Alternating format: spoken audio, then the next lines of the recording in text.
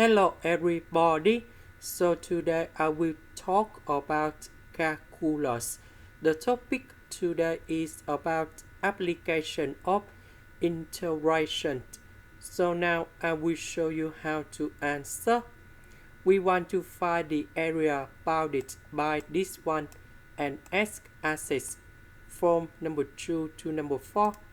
We know that when we put number 2 going here, number 4 going here, we still got about the positive of y.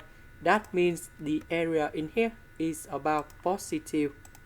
So we have the integration from number 2 to number 4.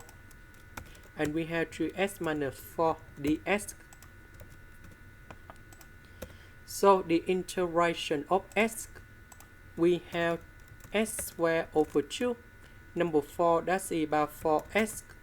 And I will put the bounds from number 2 to number 4. And now we have the final answer.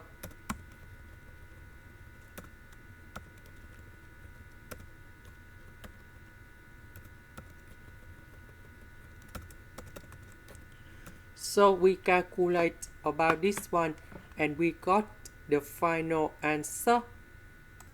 And that is about number 10.